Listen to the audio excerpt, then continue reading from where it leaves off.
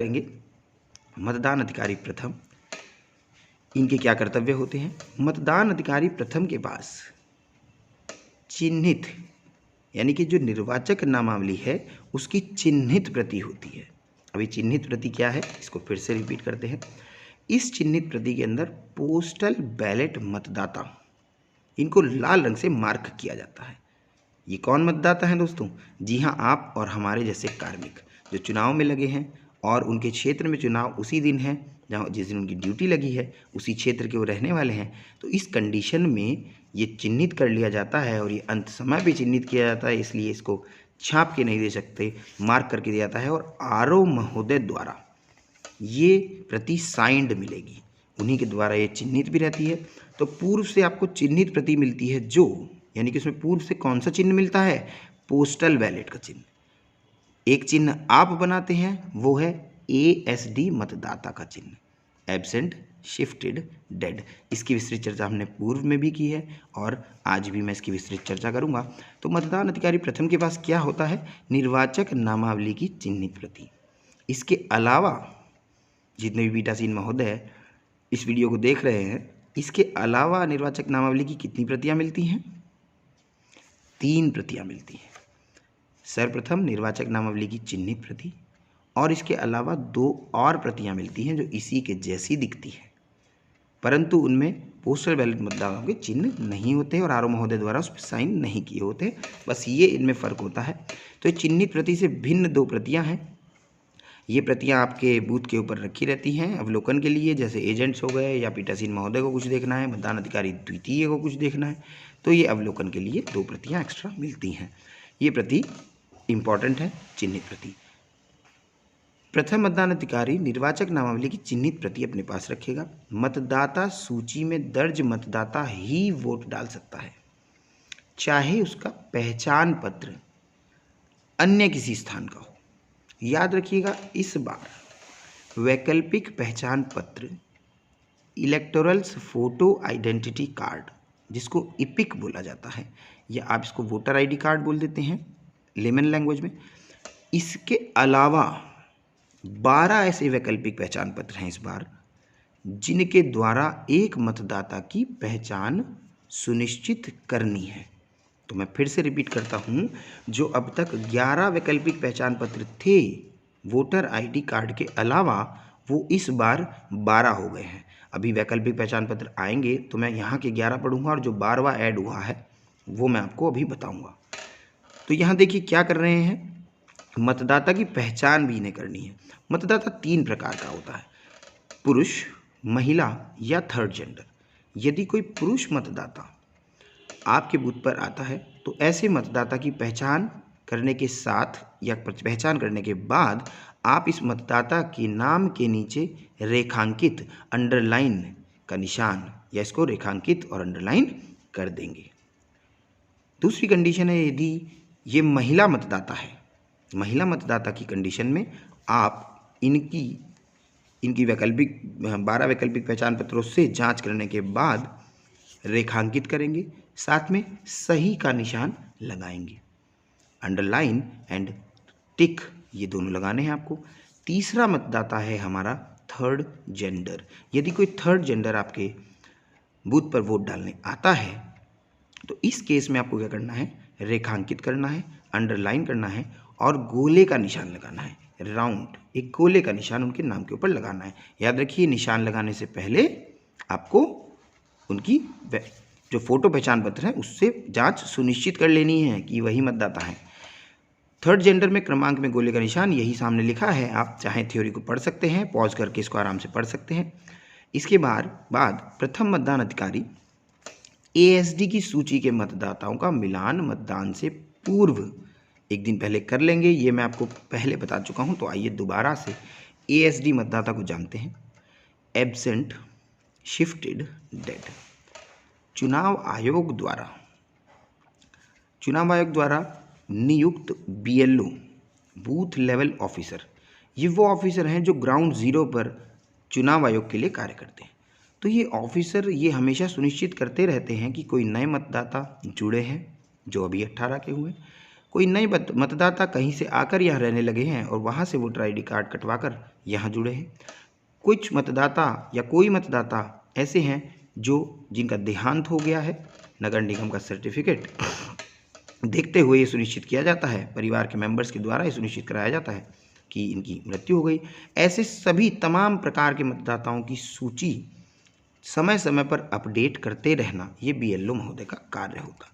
तो BLO महोदय जब अपने कार्य क्षेत्र में पहुंचते हैं तो वहां पता करते हैं कि मिस्टर एक्स, ये हमारा उदाहरण है, मिस्टर एक्स हैं कि नहीं, और इनकी कोई पुख्ता जानकारी नहीं मिल पाती है। जानकारी मिलती है तो इतनी कि साहब ये मालूम नहीं कहाँ है। BLO महोदय चुनाव तक इसकी पूरी जांच करते रहते हैं समय समय पर, सचेत रहते हुए, परंतु सूचना आखिर में भी यही प्राप्त होती है कि साहब मालूम नहीं ये कहाँ है। तो ये थोड़ा सा डाउटफुल सिनेरियो हो गया, तो इसको ऐसे मतदाता को BLO एब्सेंट श्रेणी में रख लेते हैं कि ये एब्सेंट है, मिल नहीं रहे।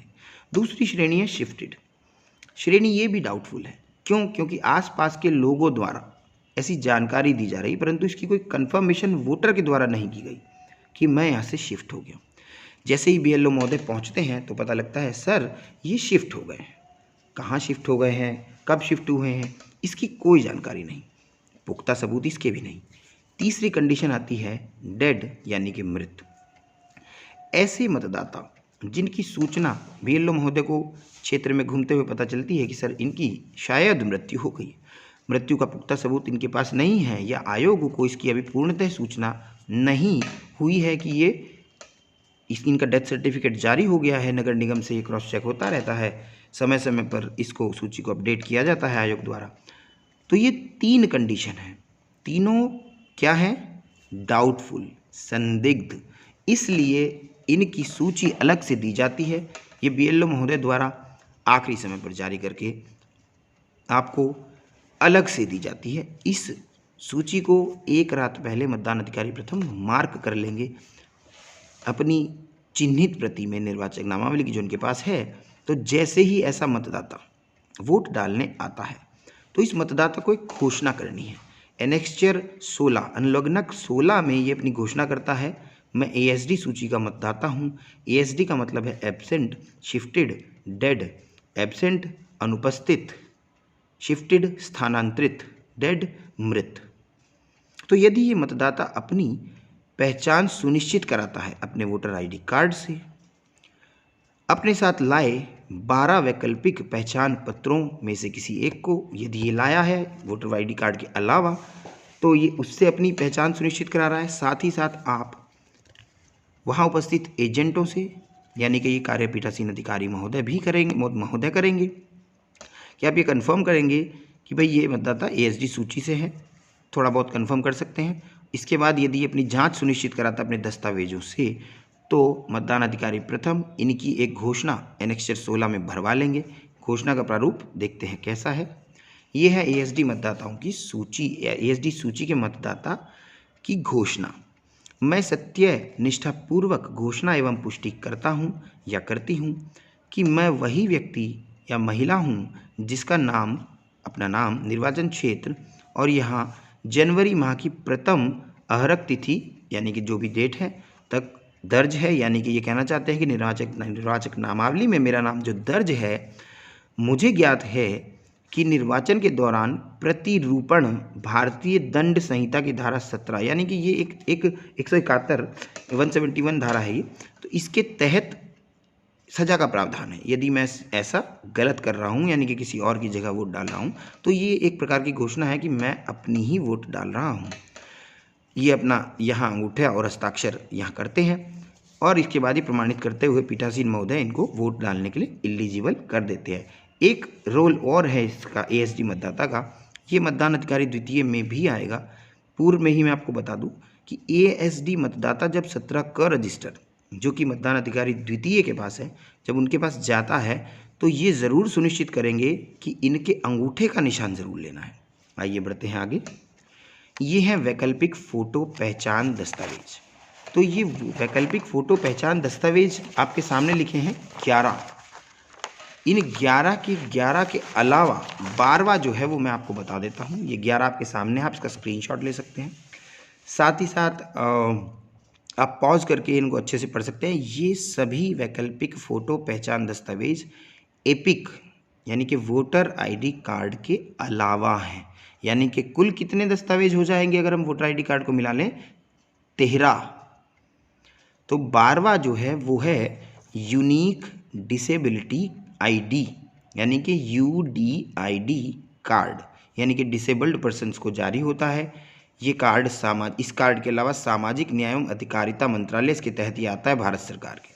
ये जो कार्ड है यूनिक डिसेबिलिटी आईडी, ये जो कार्ड है ये किसके तहत बन रहा है? सामाजिक न्याय एवं अधिकारिता मंत्रालय भारत सरकार, इनके द्वारा ये कार्ड बनाया जाता है। तो ऐसे 12 एपिक वोटर आईडी कार्ड यानी कि EPIC, इसके अलावा 12 वैकल्पिक फ़ोटो पहचान दस्तावेज हैं। इसकी लिस्ट मतदान अधिकारी प्रथम अपने सामने अपनी टेबल पर रखेंगे और इन्हीं के आधार पर एक मतदाता की पहचान करेंगे।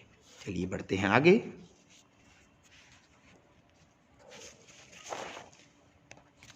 यहाँ से शुरू होते हैं हमारे मतदान अधिकारी द्वितीय के कर्तव्य। हमारे मतदान अधिकारी द्वितीय अक्सर ऐसा कहते हैं कि हमारे पास सर बहुत काम है, काम सभी के पास है और आप सब एक टीम है।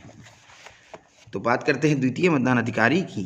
द्वितीय मतदान अधिकारी 17 क रजिस्टर 17A ये इन्हीं के पास रहता है। अमिट शाही लगाने का कार्य यही करते हैं। मतदाता पर्ची जारी करने का कार्य भी यही करते हैं। और यहीं आपको बता दें कि यदि मतदान अधिकारी द्वितीय महिला हैं तो आने वाली पर्दानशी महिलाओं की जांच यानी कि चेहरा देखकर पहचान भी यही करेंगी। यहाँ आपको ये क्लियर कर देना चाहेंगे, यदि मतदान अधिकारी द्वितीय महिला नहीं है तो इस कंडीशन में महिलाओं की पहचान कौन करेगा? वहाँ तैनात महिला पुलिसकर्मी, आप उन्हें बुला लेंगे और पर्दानशी महिलाओं की पहचान उनसे कराएंगे। तो आइए पढ़ते हैं द्वितीय मतदान अधिकारी की जो ड्यूटीज़ हैं। मतदान अधिकारी द्वितीय 17 क के रजिस्टर के स्तंभ कॉलम में निर्वाचक की भाग संख्या और क्रम संख्या दर्ज कराएगा। आइए हम इसकी आपको फोटो दिखाएं ये कैसा दिखता है। तो देखिए ये है 17 क रजिस्टर। ऊपर में ये डिटेल्स हैं कहाँ आप चुनाव कराने गए हैं, ये सब आप आसानी से भर लेंगे। अब तक लगभग पीठासीन महोदय को तो याद भी हो गई होंगी क्योंकि वो सारे प्रारूप एक रात पहले भर रहे हैं, उन सब में अपने एड्रेस डाल रहे हैं तो उनको ये मालूम है। तो यहाँ देखिए क्या है क्रम संख्या। ये क्रम संख्या आपके रजिस्टर 17 क की है। इस 17 क में 1200 मतदाताओं की एंट्री की जगह बनाई जाती है। 1200 तक क्रम संख्या इसमें लिखी है, पहले से छपी आती है।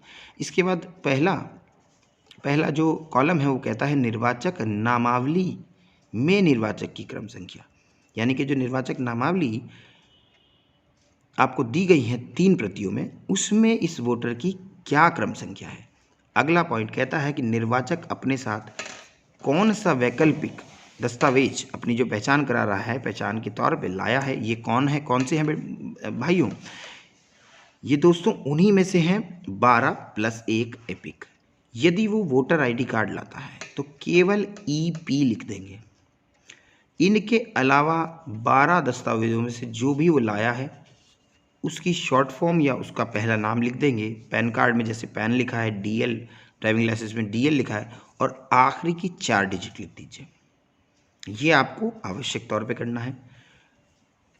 इसके बाद तीसरा जो कॉलम है, यहाँ निर्वाचक के हस्ताक्षर एवं अंगूठे का निशान। जो अंगूठा लगाना चाहता है, जो निरक्षर है अंगूठा लगा रहे हैं, उनका अंगूठा लगवाना है। हस्ताक्षर का मतलब है पूरा नाम। यहाँ मैं एक बात आप लोगों को और बताना चाहूँगा, प्रत्येक पेज के ऊपर मतदान अधिकारी द्वितीय ये ज़रूर सुनिश्चित करेंगे कि प्रत्येक पेज के सबसे नीचे वो ये ज़रूर लिखते चलें कि कितने वोट वोटर आईडी कार्ड से पड़े हैं और कितने अन्य दस्तावेजों से। क्योंकि जो PS05 अभी आने वाले उसमें आने वाली है, जो रिपोर्ट पीठासीन को बनानी है, उसमें बहुत आसानी हो जाती है। कितने vote epic voter ID card से बने, प्रत्येक पेज पे ये लिखते चलें नीचे। एपिक जैसे मान लीजिए एक पेज के ऊपर 10 ऐसे मतदाता बने हुए हैं, 10 वोट के लिए कॉलम बना है, क्रम संख्या 10 तक है। इसमें से 6 वोट एपिक से पड़े हैं, 4 वोट अन्य से।